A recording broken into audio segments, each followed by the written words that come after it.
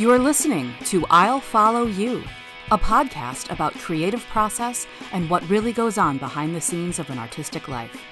My name is Allison Felis, and I love talking to musicians, writers, visual artists, and other brilliant thinkers about their working methods, obsessions, and pet projects.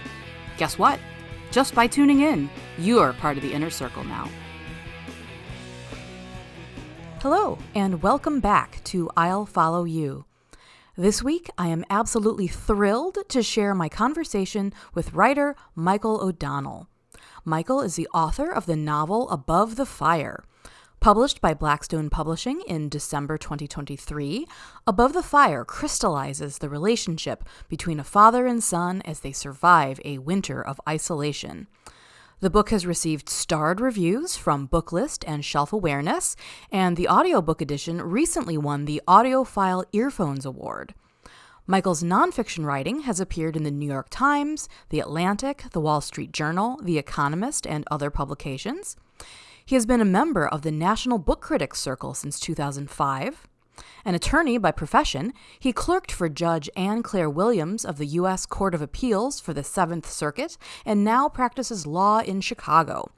He earned his bachelor's degree with distinction from Indiana University in 2001 and his law degree magna cum laude from Boston College in 2004.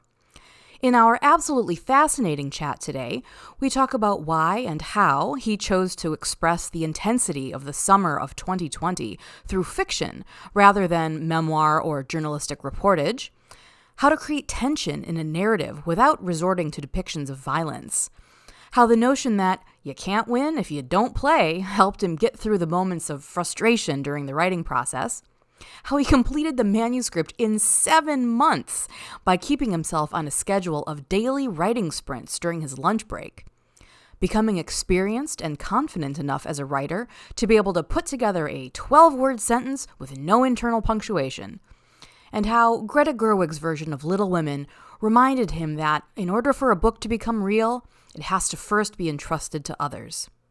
As always, show notes are available at my website, queenofpeaches.com. There you'll find links to Michael's website and to the I'll Follow You bookshop.org page where you can purchase a copy of Above the Fire. And now, it is my great joy to share with you my conversation with Michael O'Donnell.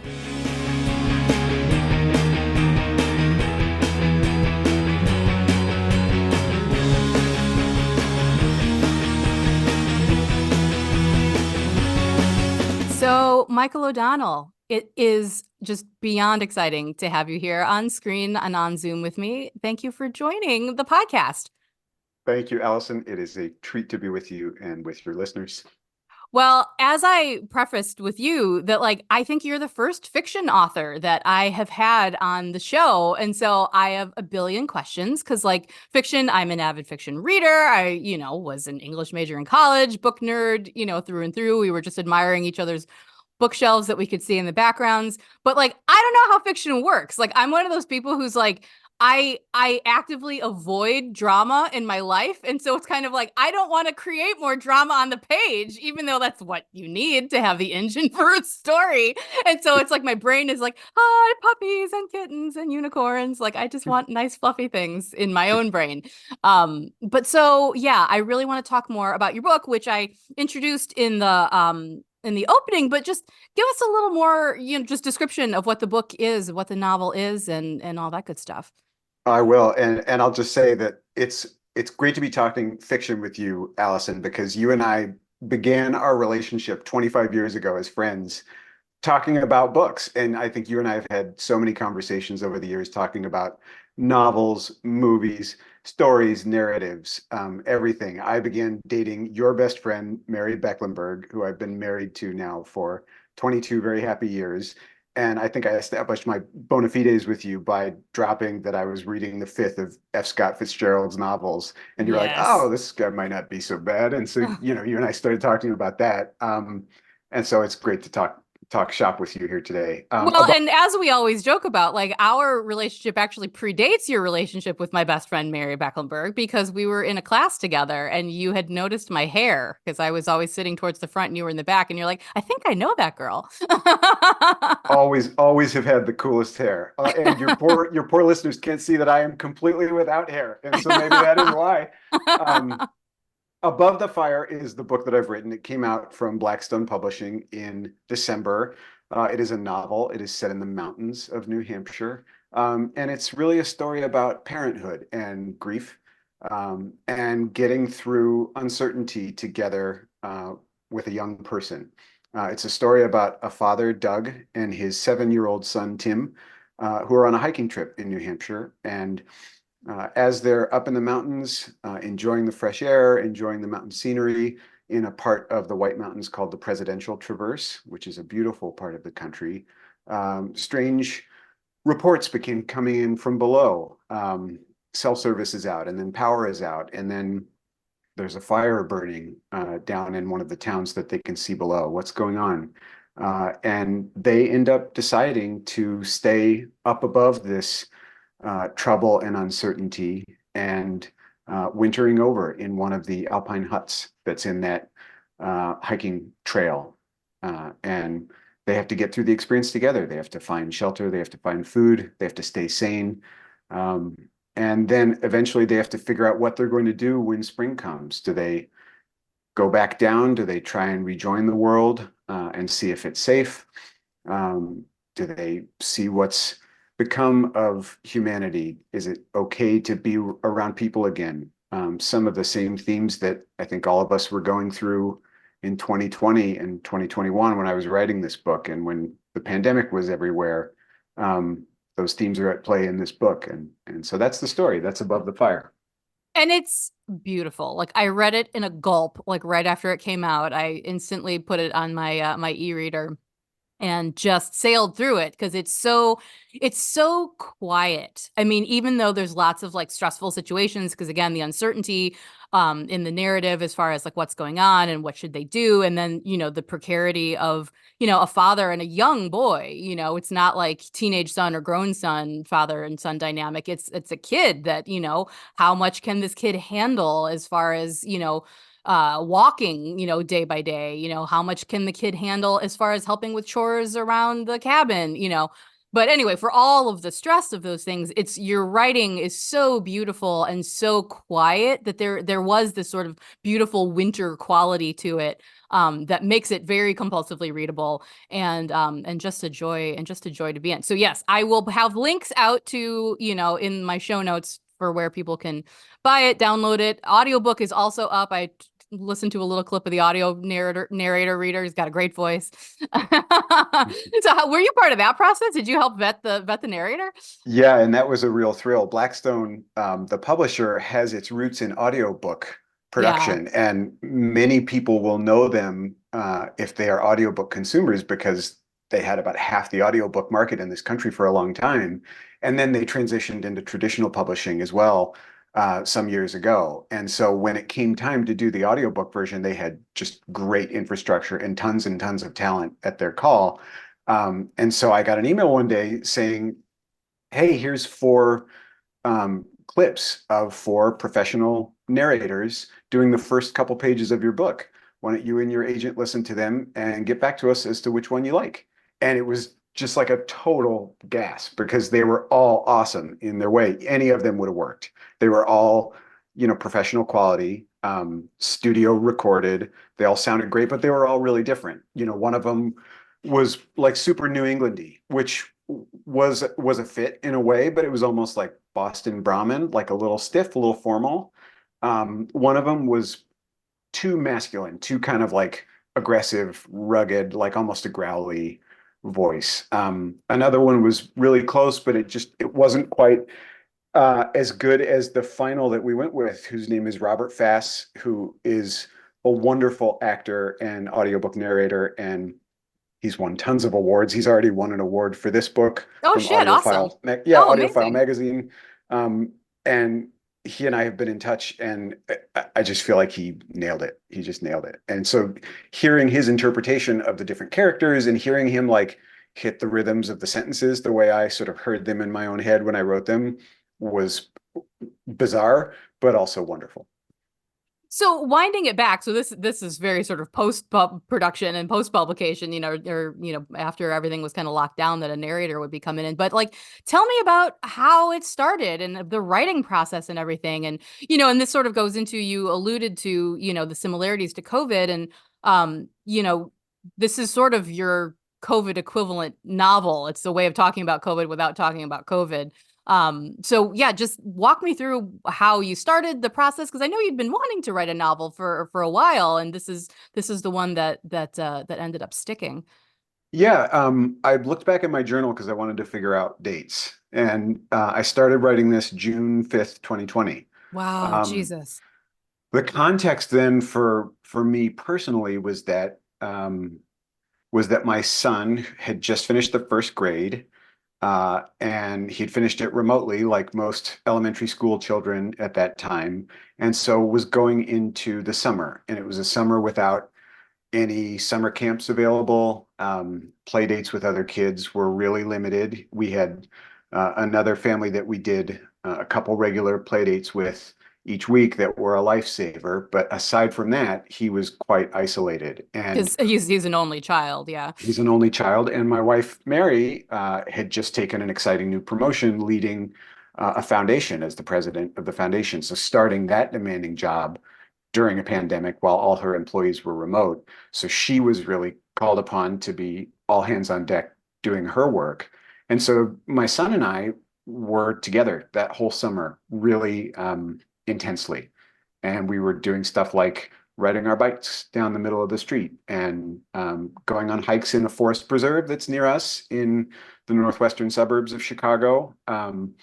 And we would go to an empty parking garage that's near us that's like 7 stories tall, and there were no cars in it. And so we could just bring our scooters with us and ride our scooters all the way down, and then we would take the elevator back up and do it again. And sometimes we would drop bouncing balls from the top down to the sidewalk below. We were just trying to do anything to stay sane. And I feel like he and I really became partners during that experience. And I found that I needed to express that intensity somehow. Hmm. And I didn't want to do it in memoir form because I don't read a ton of memoirs, so I'm not a real expert in that field. And B, I wanted to translate the experience into something maybe a little more universal. Not just here is what I specifically went through as a parent, but here are some even broader themes beyond parenting during COVID, but just like being with a child all the time to the exclusion of all else. What's that like? And watching a child grow up with both eyes, and getting that privilege, which is ultimately what it was, even though it was in the moment demanding and exhausting. I look back on that summer and I think that summer will be one of the formative experiences of my life. So I wanted to express myself somehow, and I just found that the mountains, which have always been a special place to me, as you know, Allison, were a good setting for such a story. And they were also a place that I was longing to be. We're in the Midwest, it's flat. There's nothing around here but a few hills in Wisconsin. There's nothing to climb. And I would have died to just, be in New Hampshire or Colorado and get some mountain air, but I couldn't. I couldn't leave my family at that time because of our situation. And it wasn't really a time when people were traveling that much anyway. So I used my imagination instead to go there. And that's how the story took root. And I just started writing. And as people who have written creatively know, first chapters are sometimes easiest. And then you have to think, okay, where's this going? And it helped having good characters. The characters are not me and my son, but I drew a lot from our experiences, and tried to think, okay, where could their paths diverge from our past? For example, my son and I had never been on a hiking trip when I wrote this book. We have been since then, and I'm glad to say that he likes it. It would have been a little awkward if he was like, I hate this, let's go home. Um, but but it was imagination from that point forward, and thinking like, okay, how can I make this compelling? How can I make it exciting? But also, how can I make it affecting and hopefully moving, and make readers think? Um, and it just day by day, word by word, it built up into something. So so you mentioned, just diving right into the first chapter. Were you sort of writing as it went? Did you have sort of like a rough outline in your mind? Like how much were you operating on instinct, in the moment versus sort of like pre-planning and plotting out and, outlining and everything? There's a writing podcast I like called Always Take Notes with one of my colleagues at The Economist, named Rachel Lloyd, and she always asks whether writers are a plotter or a plunger, as in do they plot it out or do they plunge right in? And I'm very much a plunger. I kind of have a general sense of where I want to go or where I want to get. But other than that, I find I really enjoy the spontaneity of sitting down to the keyboard and sort of seeing what happens. If I know, okay, this big event is going to occur, but I'm not quite sure how it's going to occur or how I'm going to get there. And then I'll almost kind of giggle and delight myself when I see like, oh, that's how I'm going to get there. And I didn't know that until my fingers told me. And in that way, the writing is fundamentally this like spontaneous act that I really enjoy. And that's not something I'm able to get anywhere else. I mean, I'm a lawyer by profession. I do a lot of writing during the day, just in my everyday work, but it's much more structured, it's much more dry, and it's not spontaneous in that way. So I didn't really know much beyond where I wanted to get, and then how I got there was the fun journey. Nice. So yeah, because people have sort of compared it to The Road, which I haven't read because I'm like, I can't handle it. But like, did you have like models like that in mind for sort of like, oh, this is how the story might go? Or like, how much did you rely on just sort of, yeah, pure instinct versus like, I would like to create a narrative that feels like XYZ?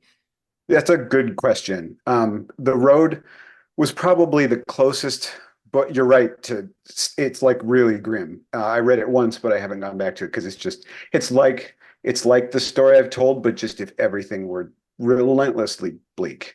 And in terms of like the tone I wanted to set, there were two other works that I had experienced in 2020 that I kind of had in mind. One was a movie actually called Leave No Trace, which is about a father and a teenage daughter, a young teenage daughter in the Pacific Northwest living off the grid, and then needing to leave that situation and try and adapt to the real world. And I loved that movie. And then the book was called The Eight Mountains by Paolo Cognetti, an Italian writer.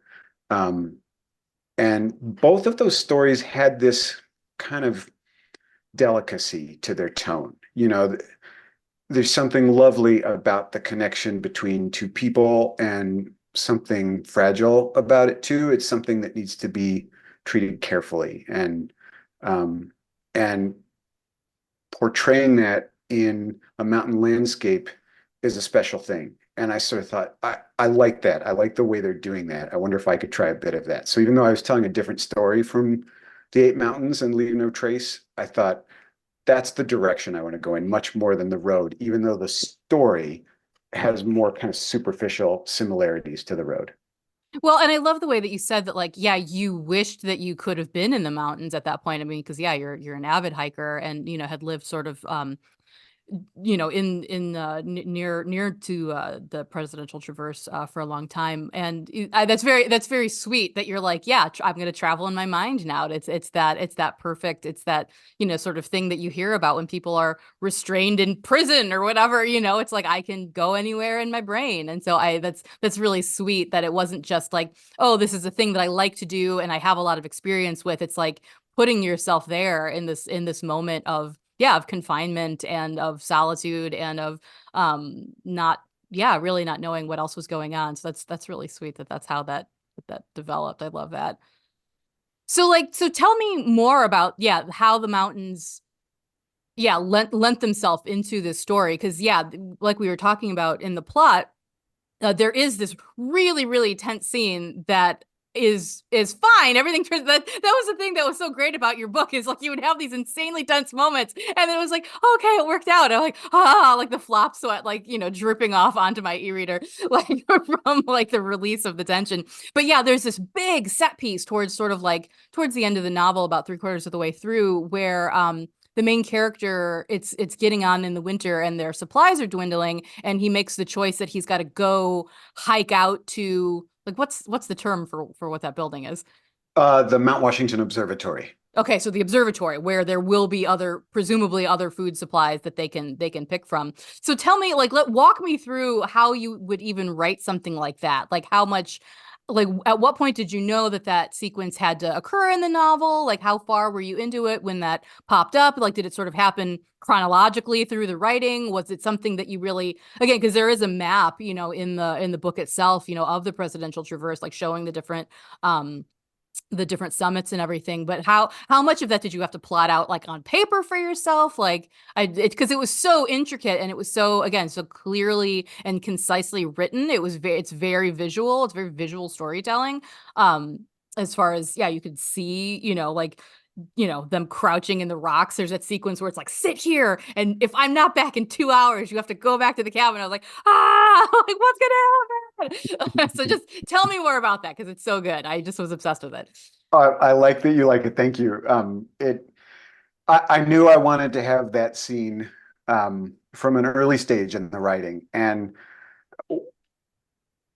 when I got there, I kind of knew where the book was going, and so it was almost like, okay, now I can have fun. And I was almost like I couldn't type fast enough. Like my fingertips were the only thing holding me back, because I knew, I find that sometimes when I sit down to write for the day and I don't have anything to say, but I know I gotta show up and kind of pound out some words, that's when it's pulling teeth. But when I know, okay, there's action to describe here, there's movement, that set piece is all about motion, and drama and conflict and tension, really easy to write. And so I would just, I was like, I don't want to stop. I want to keep going. I want to do this whole thing.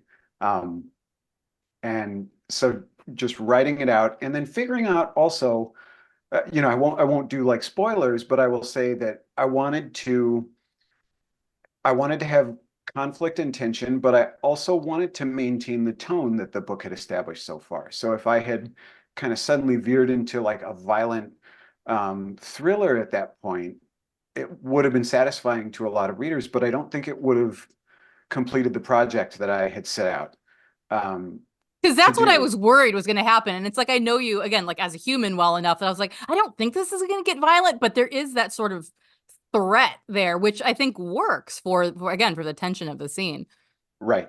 And so I had a really good time. And this is where, and maybe we'll talk about some of the production side of this in a bit, this is where the intervention of the book's editor, a great, very smart, talented guy named Michael Signorelli, helped me, because he just had the lightest touch, but also the keenest eye, and he knew where to kind of nudge me. He would never say, no, don't do that, do this instead. But he would sort of spot a moment and help me see, I think if we just nudge that a couple points, have you considered the implications of this if you really do this? And would just let me sit with that. And then I would get to thinking, and I would think, that's right. I think I need to try something a little different there. And so having that whole set piece occur with excitement and tension and pace, but also ending at the right point, was important and was kind of a high wire act. And I'm glad to hear that from your perspective, it worked. Absolutely. Oh my gosh. Well, so that, yeah, I would love to talk process as far as, like, yeah, the feedback that we were getting, because, like, how much came from your agent versus, like, how much came from the editor at Gladstone, and, like, and how many, like, rounds did you go through? Because, again, this is where, as we sort of talked about before we hit record, it's like, I've been in publishing for a million years at this point as an industry, but, like, I don't know, I don't work with fiction. Like, I don't write fiction, I don't edit fiction, I've never worked anywhere that's published fiction in great amounts. And so, yeah, the process is really foreign to me, as like as far as, like, how much is, like, locked when you turn a thing in versus, like you said, getting feedback from the editor. So yeah, tell me about that. Yeah, so the editing process was great and really helpful. I feel like, I mean, you are an editor, you have edited many things, and you know the difference between an editor who gets it and an editor who doesn't. And I just had a series of aces on this book. My agent, Paul Feldstein, did a first cut edit and gave it a really light edit, and didn't really have anything substantive to change, but it just had a couple nice kind of grace note suggestions that were very useful before he shopped it around. And then once Blackstone acquired the book, Michael Signorelli did the substantive edit and did just a fantastic job. They paired us together because he had worked on a novel called The North Water by Ian McGuire, which is a great book that has sort of some similar tone to Above the Fire. And he and I just got each other from the beginning. He's a father too. He's about my age. He's interested in the mountains and the outdoors. And he just he intervened only where necessary, and he didn't kind of make it his own. He kept my style and he kept my approach very much intact, and he was able to sort of approach the manuscript from my perspective.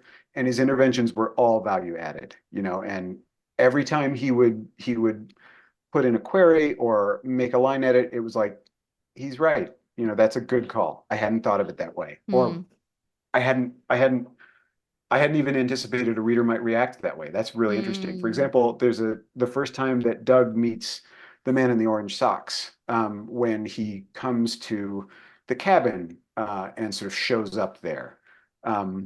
Doug reacts really intensely and, you know, kind of almost threateningly. And Michael's response to that scene was, wow, Doug is really overdoing it. You know, why is his response to this so overblown? What's going on with him? And I had never thought of it that way. I had sort of gotten myself into Doug's perspective where he's just looking out for his son. He's seeing a threat. He doesn't like this guy. This guy is a creep. He's seen the way he behaves around other people. He doesn't want him around. Very natural in this new environment. But Michael helped me see that not all readers would experience the scene that way. And so helped me just kind of nudge a few things to set that up a little better. Um, and maybe to help it echo a little better afterwards. So his edit was wonderful. And then had a fantastic copy edit after that happened, and just lots of bolts to tighten and, you know, nuts and screws to just get right into the proper place. My thing was I was always saying, no, I don't want to add that comma. Let's not add that comma either. Too many commas. And the copy editor, Levi Corin was his name, was very gracious, and, you know, he would say, hey, it's your final call. Commas are usually arguable, and these are fine to leave out. And so, yeah, then the production locked, and the manuscript was ready to go, and they printed it up. And so how long was all this from first submission to, you know, saying no to that last comma? It was a long time. And most of it was just lead time that it was waiting to go into production. When they acquired it, when Blackstone acquired it, they scheduled it for like 2 years out on their calendar, which was hard news when I got it. It was like, oh man, I'd love for it to come out in 6 months, which is, you know, as you know from the publishing industry, is not realistic. But that's the way I thought.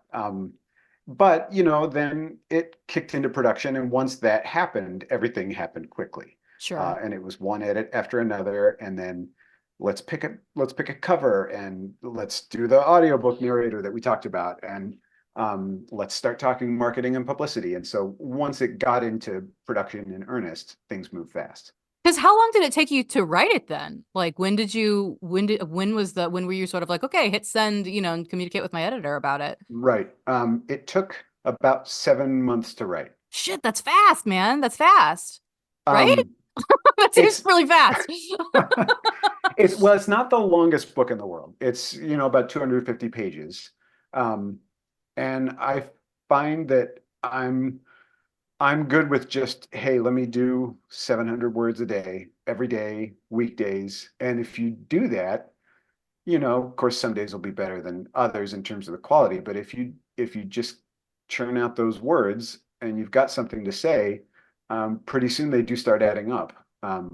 So that was the time frame. Yeah, I finished it. I made a note, January 17, 2021. And it Holy was, shit, wow. as I was looking in my journal, I mean, it was just such a crazy time. It was like I was noting down, like Trump impeached, Biden sworn in, COVID death count, up to 2 million. And it was in word count, 60,000 words, yay. And it was just like, what was happening? It was Oh my such a God, what a time bizarre capsule. time to be alive. And so yeah, that's when the book ended.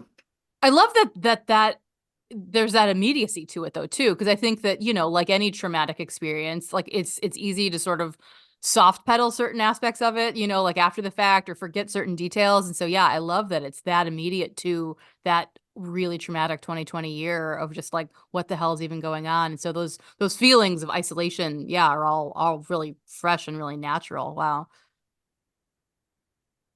So there was like no point at which you were experiencing self-doubt at all. There was no point at which you were like 60,000 words in and you were like, I hate chapter 5 through 7. Let's kill him. What am I doing? You were just Are like, you, let's go. are you kidding me? Are you kidding me? I was just reading about John Banville, the Irish author, and he said that every day that a novelist sits down at their desk is a nervous breakdown. No, Yeah. yeah, I had tons of self-doubt, and I would talk with Mary all the time about how I'm spending time every day doing this thing that's only in my head. Nobody knows about it but me. And eventually I finished, and Mary was the first person to read it.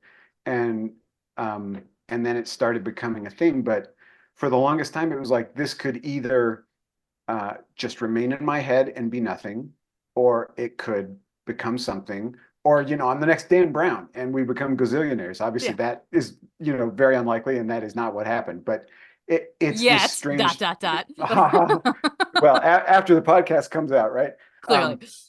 The funny thing about it though is there's this weird like self-actualizing part of writing this story, which is that the story will only become something if I keep doing it. And if I stop doing it, then it won't become anything. It's like entering a sweepstakes. Like you cannot win if you don't play. Now Right. you probably won't win even if you do play, but the only certainty is if you don't buy that ticket, you won't win the Powerball or whatever. And so I just kind of kept going, but no, I was racked with doubts, and I would look back at the end of a session, I would be kind of exhausted and just like crabby, and I'd be like, God, that sucked, whatever I just wrote. And then I would come back the next morning and I would read it with fresh eyes and a good night's sleep and a good breakfast, and I'd be like, that maybe something in there isn't so bad. I can fiddle with that and maybe bring it around into shape. Um, but then I would just try and keep going and keep adding to it. And uh, a filmmaker that you and I both love, Paul Thomas Anderson, one of my very, very favorite movies of all time, Phantom Thread. I was listening to an interview where he was talking about the editing process of that movie. And he worked with, I forget who his editor was, but he worked with the editor and they had all their footage and they were just like having to stitch this together into a movie scene by scene. And his mantra was, don't get stuck. Hmm. Don't get stuck. Every day, sit down, do the work, and just keep moving forward. And don't let doubt or trying to get the perfect set of footage or the perfect shot slow you down, bog you down. I mean, I would sometimes be writing a sentence and I knew there was the perfect word that I was just not coming up with. And I would just write adjective and then keep going. And then later the adjective would kind of land at my feet and I would plug it back in. But I would just try not to get stuck. So you're very disciplined in general, which I'm like is a mild way of putting it. Like you're like the most disciplined person that I know. So I don't know. It's sort of weirdly assuring to hear you say like, yeah, I needed to like really be disciplined to do this. Like, and it's coming from an already very disciplined person. So like, what was that process? I mean, like you said, you were, you do write a lot otherwise. I mean, you freelance, do a lot of, like you said, for the Atlantic, and you also for your job do a lot of writing. So when did you carve out the time for this? Again, like again, it's so funny to talk about this novel, which is sort of a meditation on fatherhood and the responsibilities of caring for a young person. But then you, in real life, were also caring for a young person, like while you were writing about this experience. So like, yeah, when did you? I mean, I guess in some ways it probably because things were so open-ended during 2020 as far as everything being kind of canceled, was there just extra pockets of time that you had available to crank this out, or how did that work? The structure of my son's remote school day, once he was back in school in the fall of 2020 as a second grader, and then the structure of my own workday in my day job as an attorney kind of came together, or I kind of helped them come together in a way that worked for me. He would have his longest block of remote schooling for it was like an hour and 15 minutes, because second graders don't have long attention spans, so they would not do one thing for very long. But I remember there was And I like an love how hour. you write that into the book too, like Yeah, these like schooling sessions that the main character has with his son, where it's like, just do anything for 5 minutes, right. Point at a map and tell me what color the states are. Yeah, Yeah. it's true. Um, and so he would have that chunk of time, and then I would just kind of use my lunch break from whatever I was doing at work and be like, okay, this is my window when I don't have to be an attorney for this 45 minutes or whatever. And I know that my boy is taken care of. This is all the time I have to write. I can't procrastinate. It was almost like artificially turning this marathon of writing a novel into a series of daily sprints. And it's like, this is all the runway you've got. You have to do it now. And so I don't know if it was like a cheat or what, or like a construct, but that gave me the window that I needed to do. I don't remember if I would try and do 500 words or 700 words a day, but I would just try and hit a word count every weekday during that period of time. And I would usually hit it. And if I didn't have that structure during the day, if it was like a federal holiday or whatever, or God forbid a weekend, it wouldn't work. It would be distracting, or something would come up, or some other demand on my time. And sometimes it wouldn't work because my day job had to take priority. And if I was needed at the office, I just was needed at the office, and I couldn't take a lunch break that day, and I would just have to work instead. But by and large, that structure is what let me get the typing done. Holy cow. Like, well, because that was one of my questions, and that's like even more of an intense answer than I was expecting, doing it midday. I mean, I was, you hear a lot about people who get up and do like early morning time, while their brains are still sort of in dream state. But to like make that like turn on a dime from I'm working, now I'm writing fiction, now I'm going back to work. Like, how did you like make that shift? Like, I mean, my brain gets like stuck in a gear, and it takes a lot. I'm like an ocean liner. It takes a lot to steer me in another direction. I know just what you mean. And I find that I respond really well to routine Mm. in whatever it is. And if I have a bad habit, boy, am I in bad shape. And if I have a good habit, it's great because I just do the thing I'm thinking. I love the thing about how Barack Obama just at a certain point decided I'm only going to wear black or blue suits because I don't need that additional decision every day. Right. I'm kind of like that with a lot of my life. I mean, like I eat the same thing for lunch most days because I know that it's healthy. I know that it's the right amount of calories that I need. And that if I am left to my own devices, I'm just going to like crush a bag of Cool Ranch instead. So I'll just, Eat a jar of peanut butter. Yeah. yeah, exactly. Eat this bowl of lentil soup and whatever.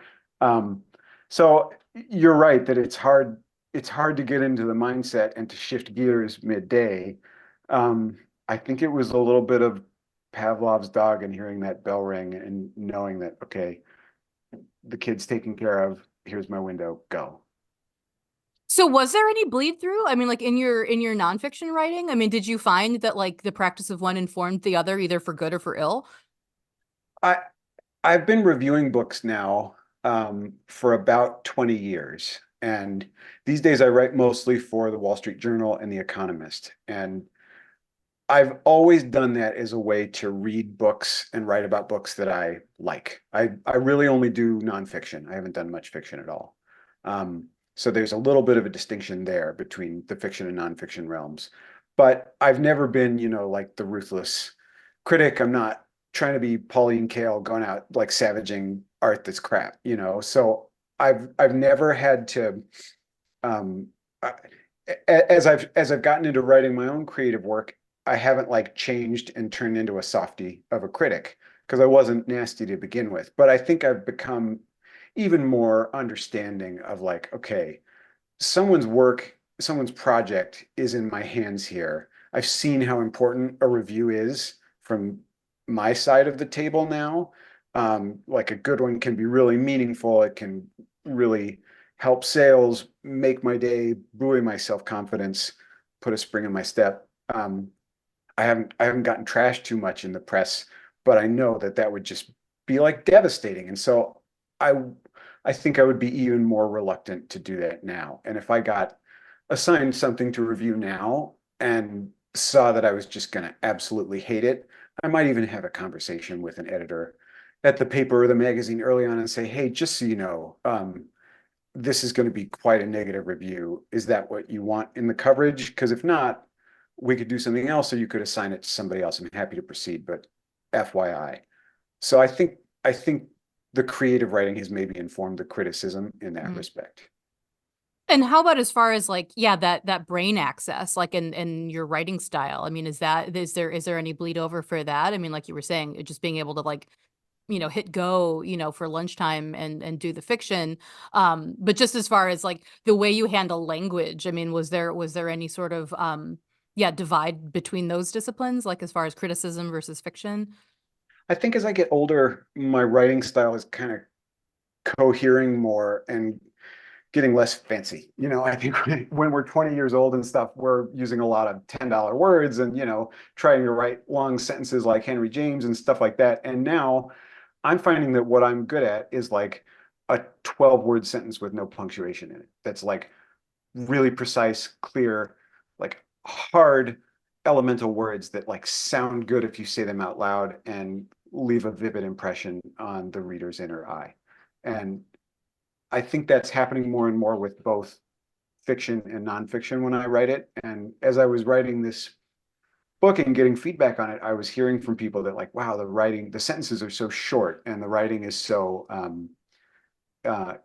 stark in that way. And I hadn't really thought about it in that way, but I think I think I'm kind of trending in more that direction with everything I write. Um, and maybe this the impatience of being like a frustrated lawyer, like editing people's bad prose over and over again over a course of years. But I think that's probably the direction. Well, and like, I don't know, like, did it even give you like a little confidence boost? Like once you were like, yeah, I just wrote like a first draft of my novel and turned it in after 7 months and having the confidence of like, yeah, I did this thing. Like, did that even give you a boost in your other writing? Like, yeah, I got this. I know what I'm doing. Never feel too fancy, Fearless. That's when the anvil falls from the sky and lands on your head. That's yeah, well, fair enough, but I know that I would be like, yeah, I got some hot shit. Like I'm gonna You're I allowed to was hot dog a little bit. Come on now. hot dog it a little bit. Well, I was really glad that I was able to like see it through. Hmm. And I've wanted to write a book for a long time because you know me well, like books are my life. I've always kind of identified myself as a reader, as somebody who's like venerated the written word and loved being around books. That was my big connection to my dad. I've always connected with other bookish people. And so just to like be able to see my book up on the shelf next to the other ones, um, whether or not anybody else thinks it's any good, that for me is like maybe the deepest satisfaction. So the question is only like, okay, do I put it between Pride and Prejudice and Anna No. Karenina, or do I put it between 1984? Like.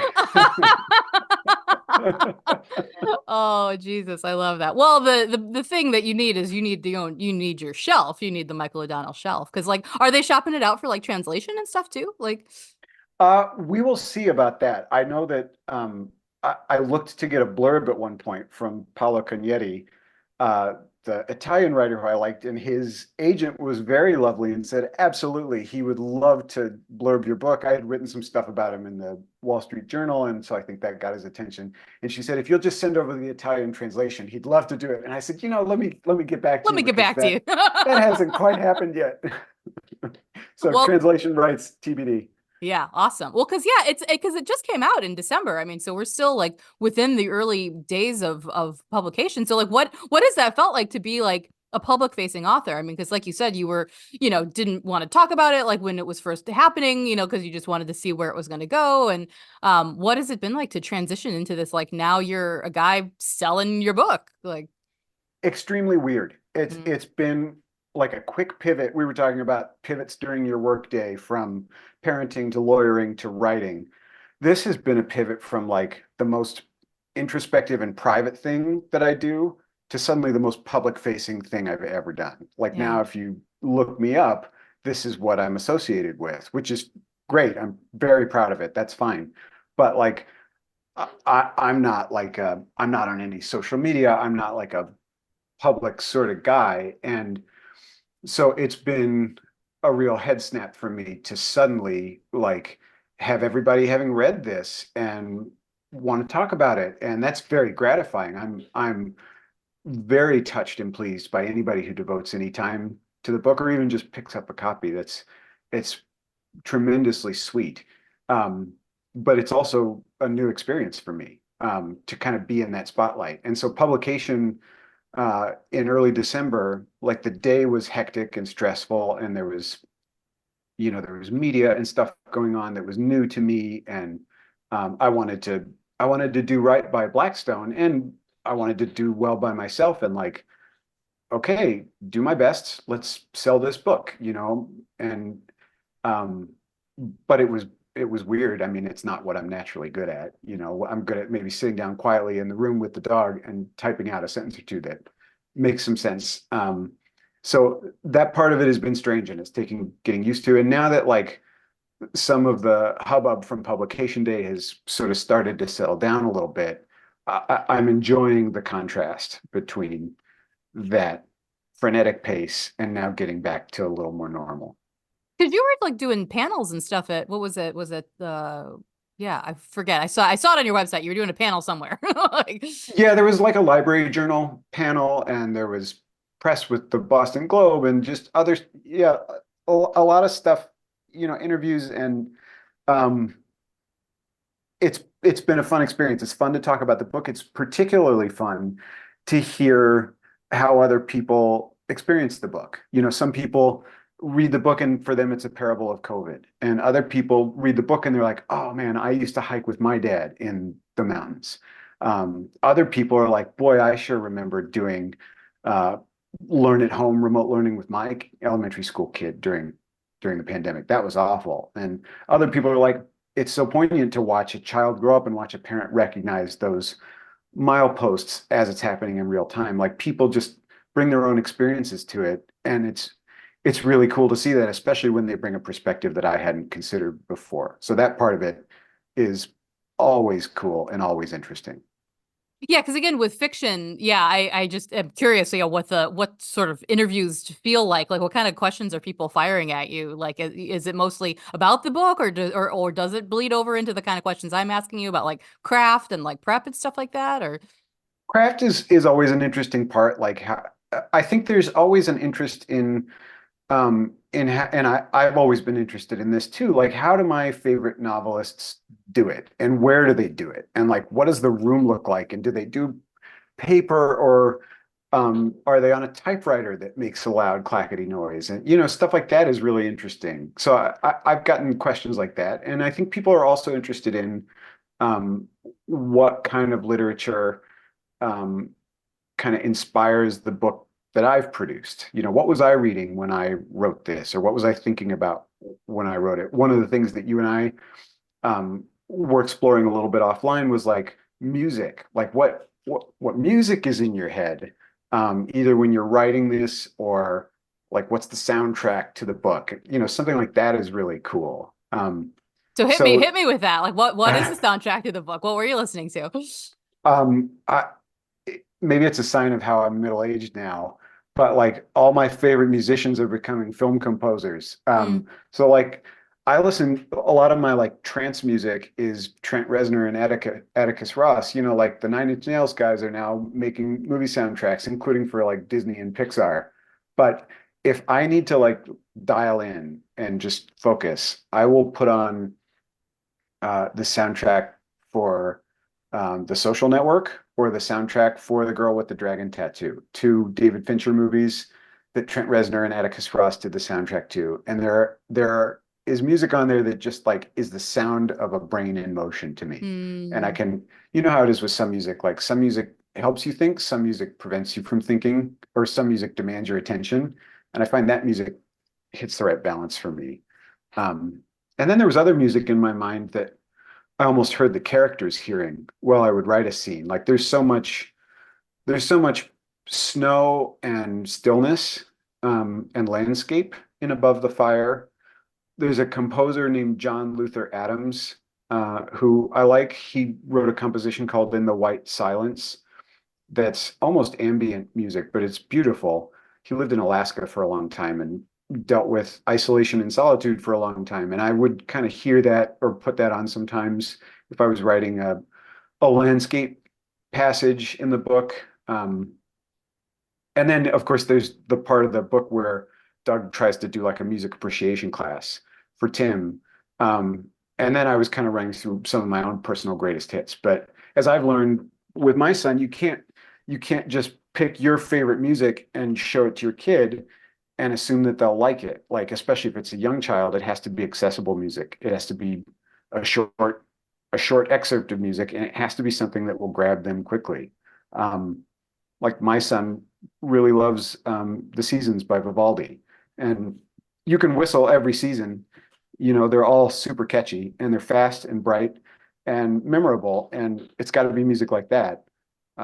So I was thinking about what kind of music would I put together if I were trying to um, grab a young person's interest in classical music um, as part of a school from home curriculum. So I was thinking of things like um, Fanfare for the Common Man by Aaron Copland and Beethoven's Fifth. You know, everybody knows that, and Gymnopédies by Eric Satie, the mournful piano music.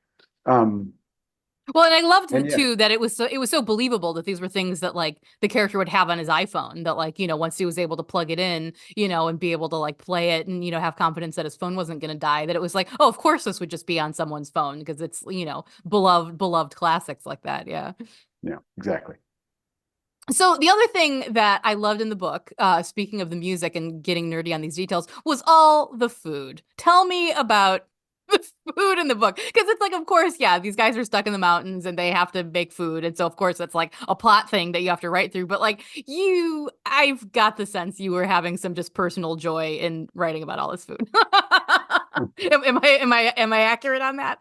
No, you're very keen and you know me very well. That's exactly right.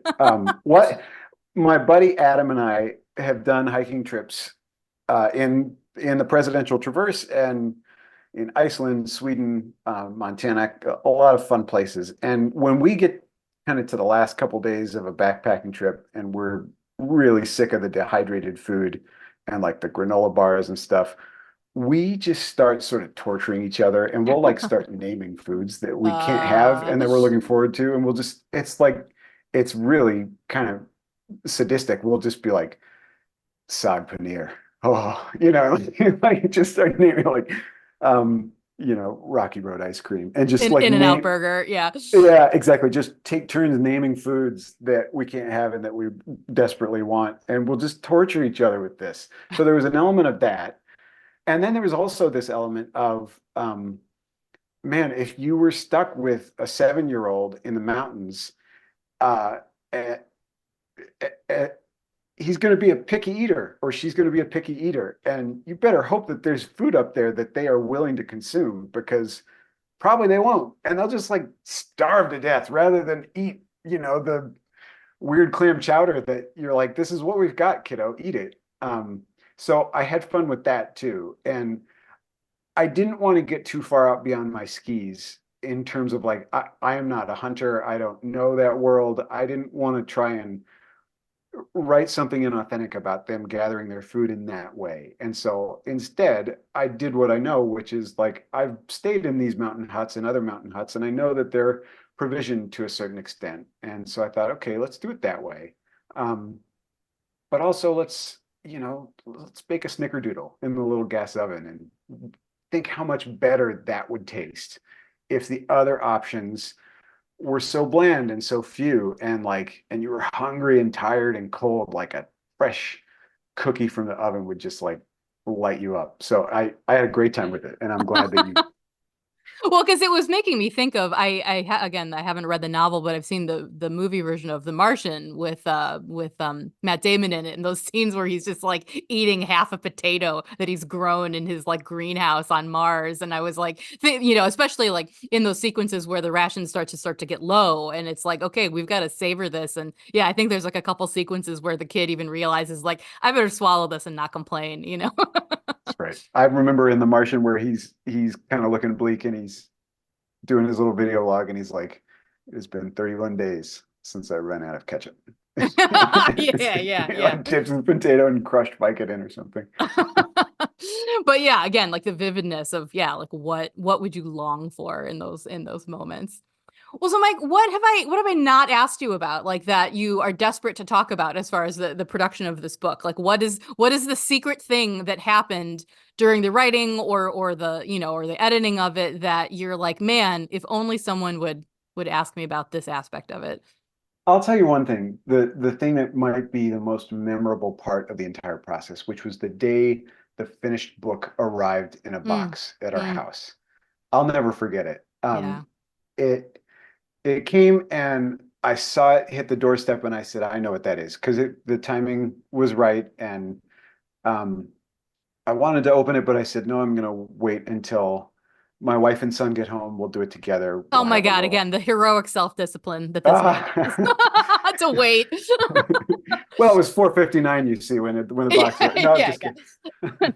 Um, and I remember opening it up, and we've talked a lot about movies today, but it made me think of the last scene in Greta Gerwig's movie Little Women, hmm when she sees the book actually being printed and bound. This has to appeal to somebody who has worked in publishing for her career. She sees the book like treated with so much care, this thing that has been like hers alone, and that contains not just her ideas, but like her life is poured into these pages.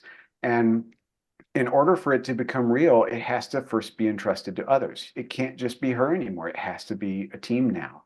And so she watches as they're printing it in this beautiful red leather, and they emboss it in gold, and then they hand it to her. And I kind of felt like I had a little moment like that.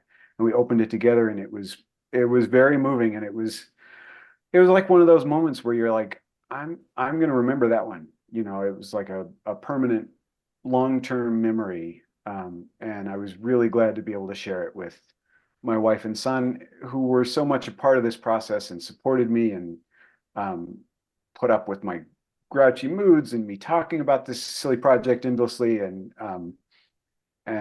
so that's a great part of the process that I love to talk about. Well, and speaking of the physical book, yeah, we didn't touch on the book design. Like, if you want to shout out the book designer and that whole process and how you came to the finished draft on that one, because it's again so moody and so evocative. It's really spare and lovely. Blackstone used a really talented designer named Alenka Lanashka. She did a great job. I can't thank her enough for her work. It's just right. And I found that um, I, as with selecting the audiobook narrator, my job was just to kind of be like, ooh, that one.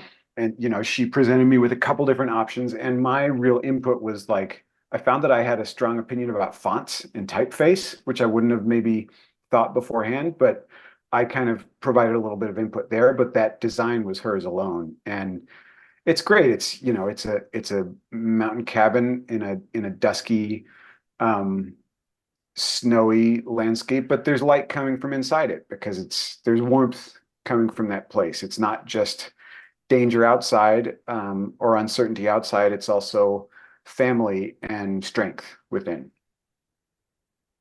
And so it sounds like she kind of nailed it on the first go then. I mean, there were other drafts, but like this direction was kind of sprung fully from her brain then, yeah.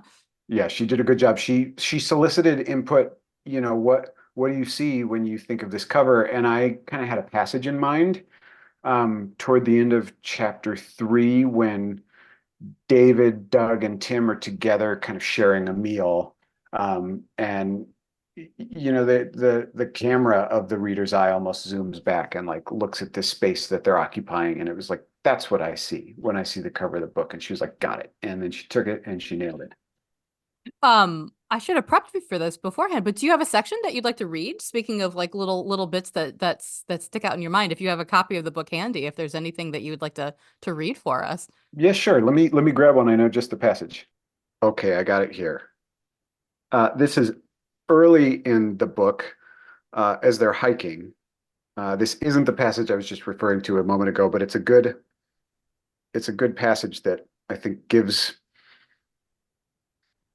sort of a tone setting of what it's like to exist and move in the mountains. As they walked and established a pace, Doug felt the stiffness begin to work out of his legs. A knot in one of his calves began to loosen as he raised his face to the mountain air. His breathing took on a rhythm and his mind began to clear. This would be the work of the day. Boots on a trail, inching their way forward, out of doors and out of mind, except where he let his thoughts wander. They would do one thing at a time: make a fire, drink cold water, doze in the shade. All the while, the clarifying beat of their stride would lend purpose to the exertion. Their business was as ancient as footprints and as simple as onrushing wind. They were free. Oh, so good. So good. Thank you for that taste. And so hopefully that will tantalize listeners to go get a copy, because again, it's a beautiful, beautiful book. And yeah, I very, very highly recommend it. Yeah, like I said, it's very readable. It zips by in a good way, as far as being very compulsively readable. And yeah, so where can people find you? You mentioned that you're not super up on social media, but you have your website and other things happening. Yeah, it's www.michael-o'donnell, ODONNELL.com, and there's lots of information about the book there, and I put all the articles that I write up there. There's bio information, and there's a bunch of press about Above the Fire there too, interviews, and this will be up there once it goes live, and Q&As and review coverage and all that sort of stuff. So people can come there and drop me a line. Amazing. Well, Mike, thank you so much for like nerding out and just like getting deep in all the all the details of like how this book came to be, because again, congratulations on first time novel. Like, I'm so happy for you, just again as a friend, and as people who've known each other for a long time. Like, I know that this has been a goal of yours sort of in the back of the brain, and for it to actually happen and to be so successful is just like a joy for me to like be happy for and proud of you. So I'm just super glad that this happened in the world, and glad that you were able to take some time to chat with me about it today. Well, Allison, my dear friend, I am so glad to be with you, and I love your podcast. I'm very pleased to be a part of it. Thank you for having me. Thanks again for listening to this episode of I'll Follow You. Don't forget that you can always find show notes over on my website, queenofpeaches.com. Links to and for previous episodes are listed there as well. While you're there, I hope you might find another episode that strikes your fancy. All my recordings are assembled in my home studio using the free open-source cross-platform editing software Audacity. I use a Logitech G Snowball Ice microphone and Shure SRH 440 professional studio headphones. The theme music is from the song Without You, written by Brian Cremens and performed by the band 1000. This podcast is made possible by the fact that I work a full-time job, am happily married, and don't have any children. That's what really goes on behind the scenes of this artistic life.